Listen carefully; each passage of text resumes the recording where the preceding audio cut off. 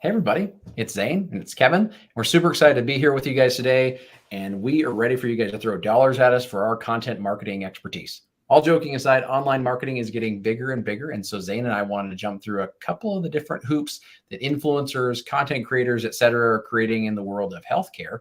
And I'll be right back after this.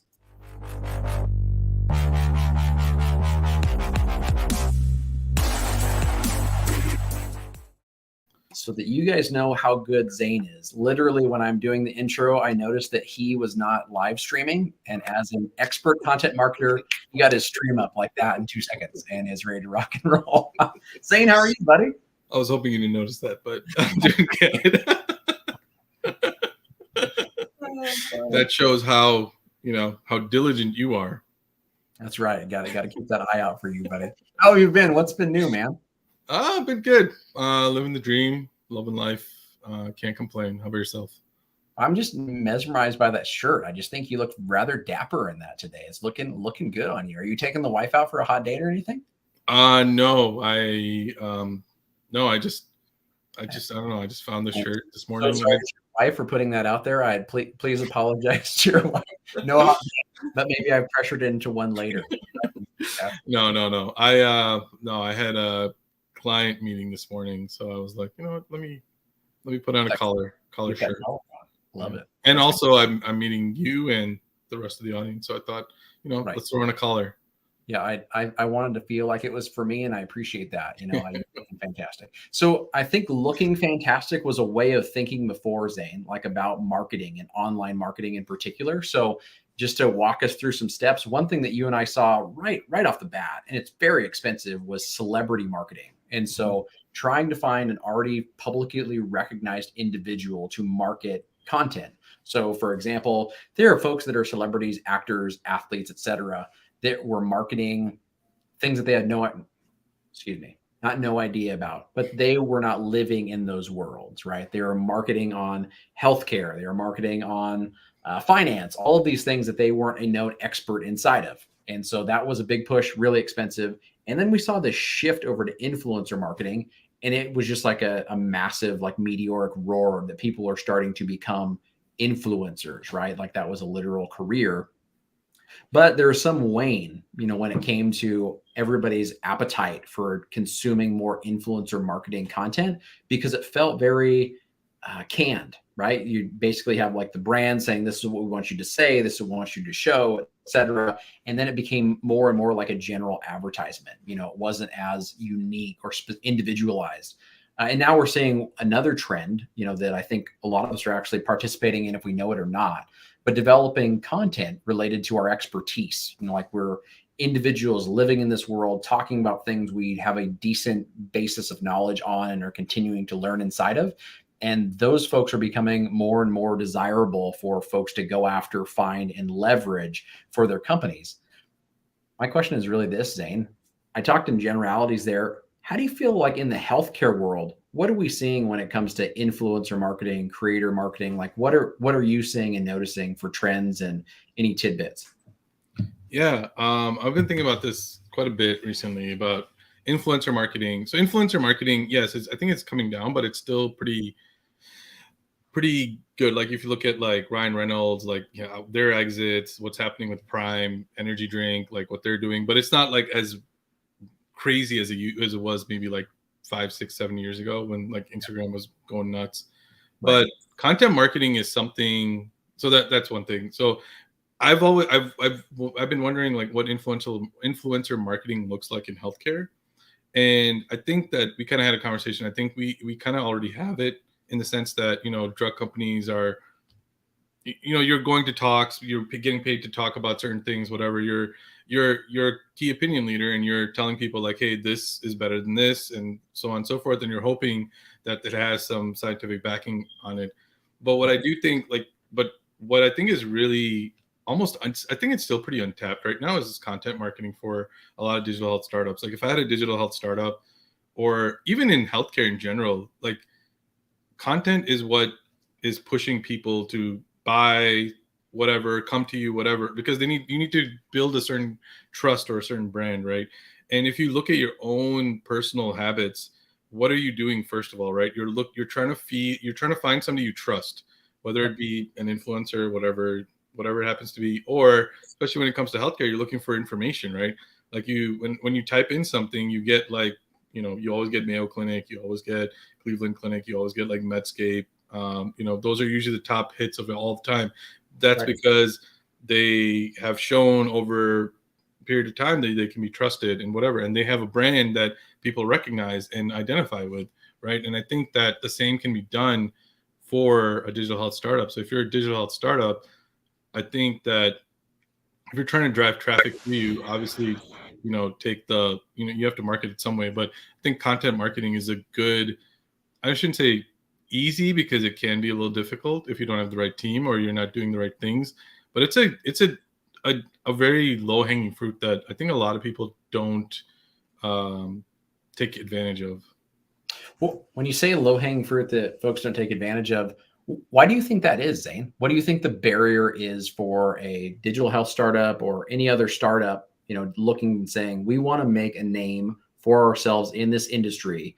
And we already know that there are a number of individuals out there that we're seeing on social media, et cetera, that are creating content, that are doing innovative things in the space and talking about this space, that have developed rapport with their audience.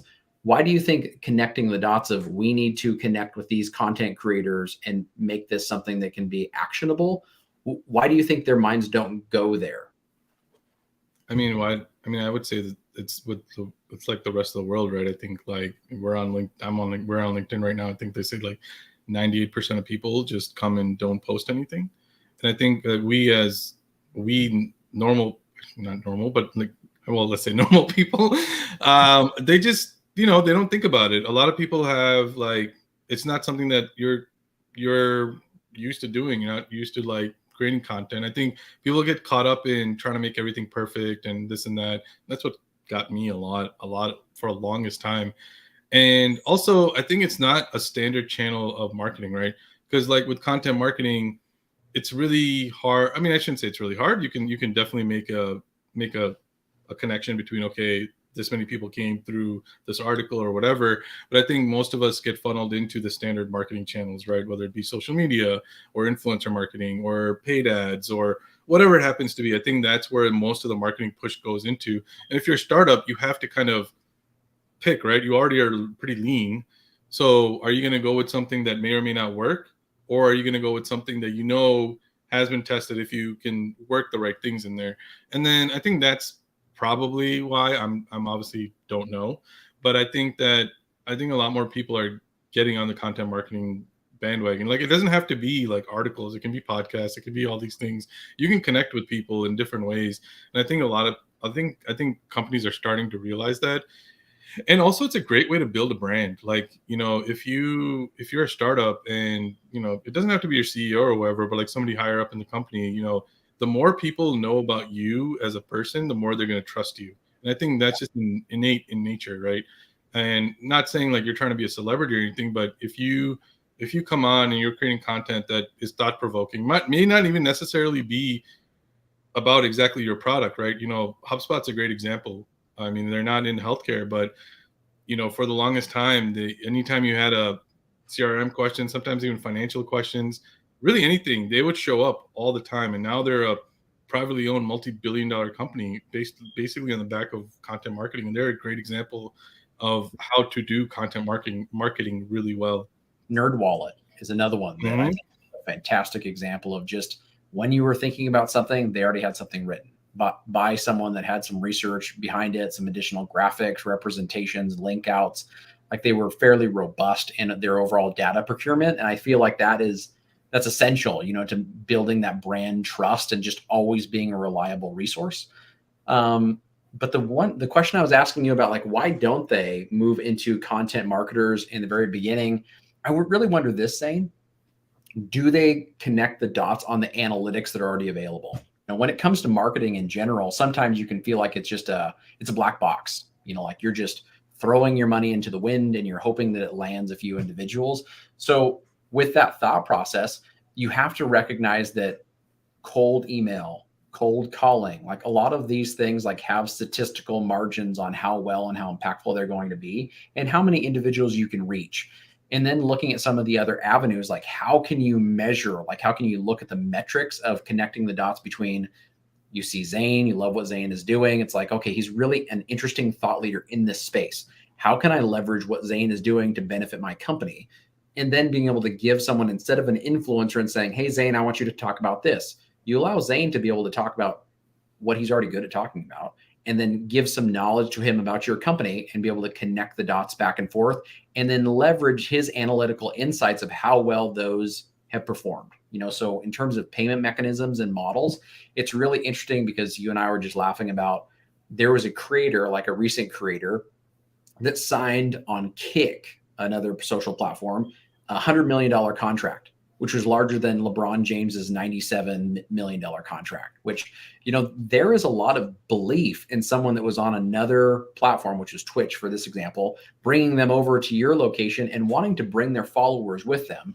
And I think it goes back to your kind of previous statement of tying those two things together. If you can recognize the analytics that are already there, you can truly be able to see how well is this working, how many folks are you reaching, and then be able to get a streamline back to your actual product. And you can connect the dots on, you have already established relationships. Like you went from having nobody that knew about you to now having an individual that is talking about you or subjects related to you that has X number of thousand followers, already in a larger, broader network. And so I think that's some of the education that'll probably have to happen sooner than later, just on those marketing gurus. But I would love to hear your thoughts on, what do you think the real difference is, Zain, when it comes to influencers and actual thought leaders? Because I think that can be an interesting thing that you and I both come across when we're looking at content, in general. Like there are folks that are saying things, and there are folks that are saying things that are thought provoking with additional backing and information behind them. Do you feel like that is going to become a way that we start to have a barometer on which content creators are actually being chosen versus the ones that aren't? Yeah, I mean, I think I don't know if there's a huge distinction, because I think influencer, I think, just has a bad connotation. Thought leaders, now what people are starting to use, I think it's like tomato. They end up being the same thing. In the end, you're trying to drive people to make a decision that is beneficial to you or the people that are related to you, right? People paying your bills or you yourself. I think that in the end is what both are trying to do, right? Even thought leaders, right? Like they're asking questions, or they're starting discussions, but there is an inherent bias to what they're saying, right? And whether you like, I mean, even me, like, I'm not saying I'm a thought leader by any stretch of the imagination, but if anyone wants, me to help them with food or sleep, I can talk and write about that all day long. But I mean, like even when I pose questions or when I'm talking about it, I'm coming with a bias of some sort, right? So I think that in the end, they both end up being the same thing. And what was the second part of your question? I completely forgot it.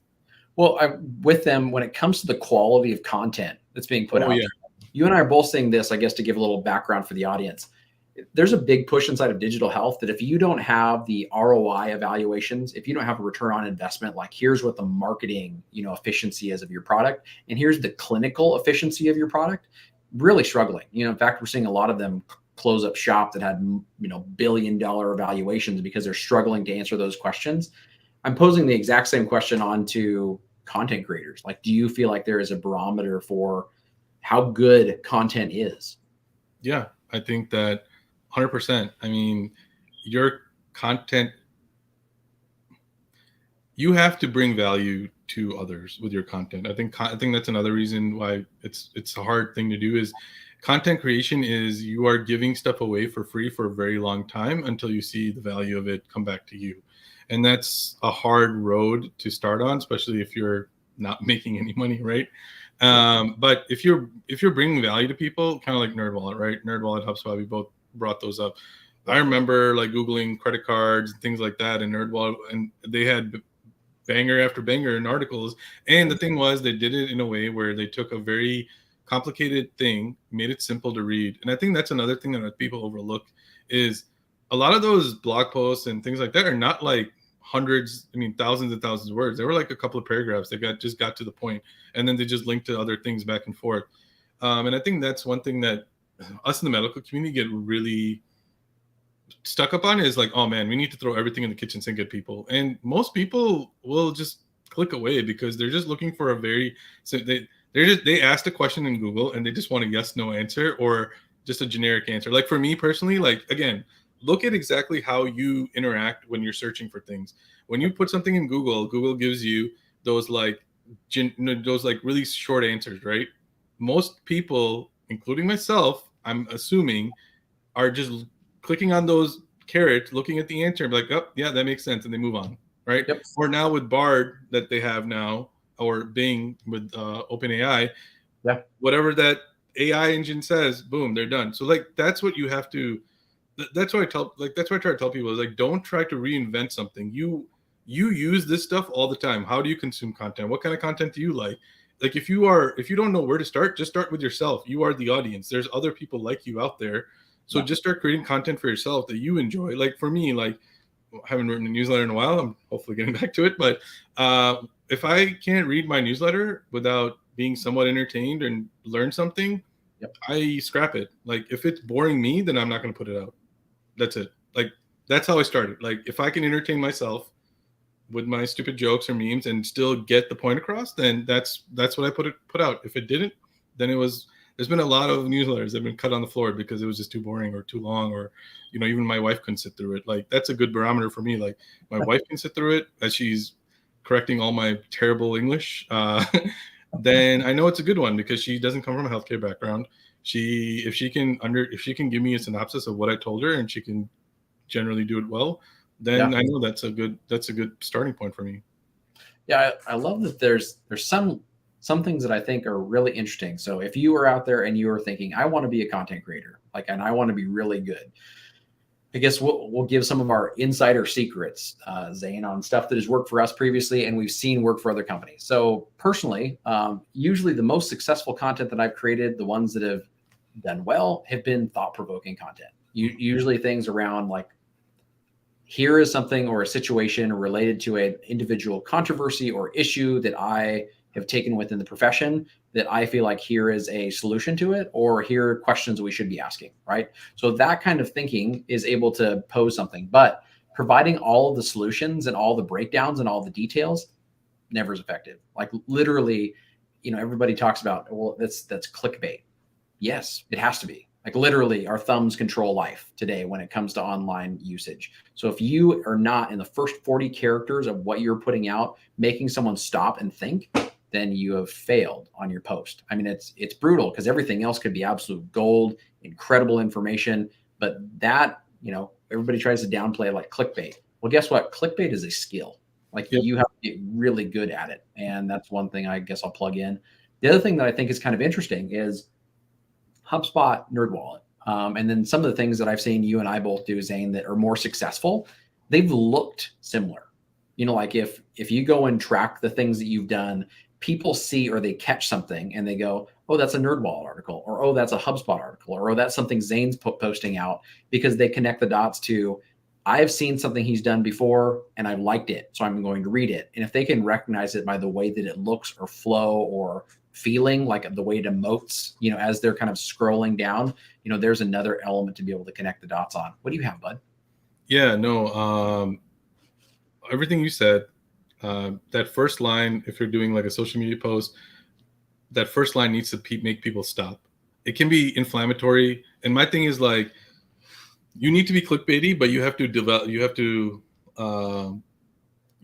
deliver on the clickbait, right? If you're saying something ridiculous in the thing in the first part of like your first sentence, that'll make people stop, like, because you need to this is not a good way of saying it, but you need to induce some sort of feeling one way or the other, right? Either a positive feeling or a negative feeling, because that's what's gonna, again, look back at what you do. Like you don't stop at boring stuff. You stop at things that are like, I don't really agree with that. Oh man, that's exactly what I'm thinking.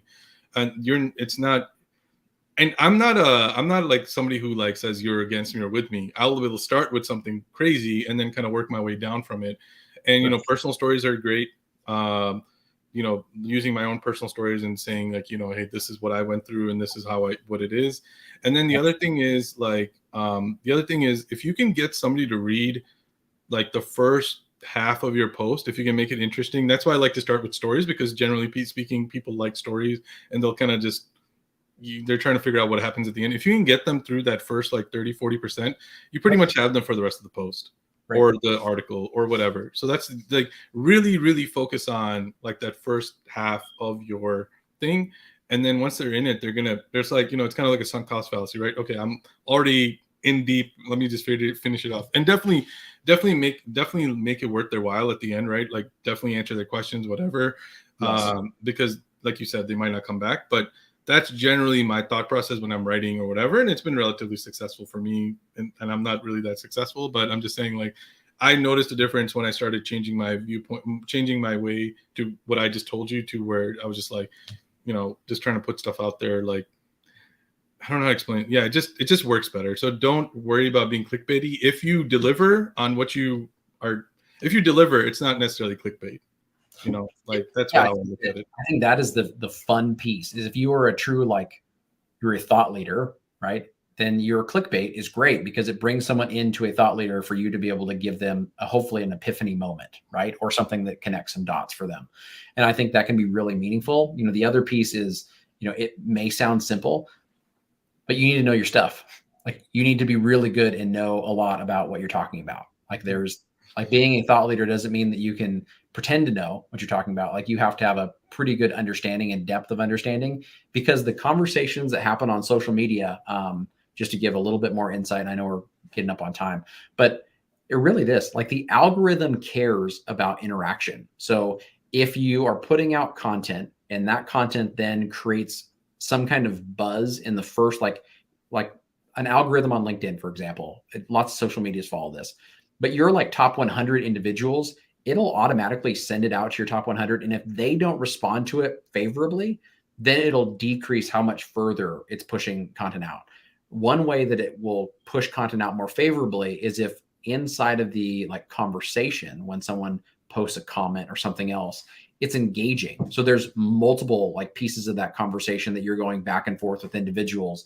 And I think that can be another big benefit. And Zain, I think you do that really well. I think that's something that if you guys go over, definitely check out Zain's posts. But when Zain posts something, he usually comments really well with the individuals that are talking there, and not just a, hey, thanks for commenting or a thumbs up, but give something insightful or thoughtful, back and forth. And that causes the reply strings to extend. And so that adds to the social media following and the content delivery. Yeah. Well, thank you very much. But no, and then the other thing is, if you're just trying to start, I think even as a business, you can just start with something you're interested in. Obviously, if you have a business, you hopefully are interested in that, and you can just kind of break it down. But, if you're just an individual, just start off with sharing personal stories. If you don't want to share personal stories, then just share what you're learning, what you read today. Even as a business, right? You don't have to necessarily talk about yourself to drive people to you. Because if you're summarizing something, for example, if I had a digital health startup, I had no idea what to do, but I'm in a certain space, there's articles and there's studies that are coming out all the time. Summarize those studies, give your take on it. How do you fit into that mold, right? Because people are, and if you have a good enough take and you break it down good and easy for them, they're going to be like, oh, okay, this was good. Let me see what else they have. And that's just an easy way to start. And then from there, you can kind of build off of that.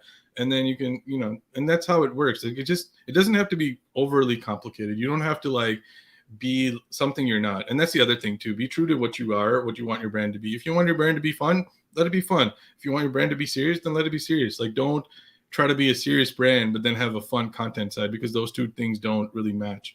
And I think that's the other thing too. People try to be something they're not, right? I like to go on the fun side because that's just me. But there's a lot of people that are way better than I am. They're way serious and they dive really deep into things. And that works for them. And it's just you just got to find your lane and be okay with it. Embrace your company, embrace what you guys are, and it'll work better off that way. Yeah, I love that. So thanks everybody for joining us. Hopefully you guys are creating some content and consuming some content that really is valuable to you. And when it comes to influencers and content creators, I think that it's a big positive that we have more and more individuals that are out there and sharing kind of their knowledge and showcasing it, and companies leveraging that actual knowledge to get their products to the right people at the right time. Zain, any parting words? No, I got nothing. But just that you have to take your wife on a hot date now that I've guilted you into it. Yeah. Okay. And if anyone wants to help, if anyone likes my influencing, I'm open for it. I'm kidding. I love it. Give Zain a call. Hey, we'll talk to you guys then. Have a good one. Bye-bye.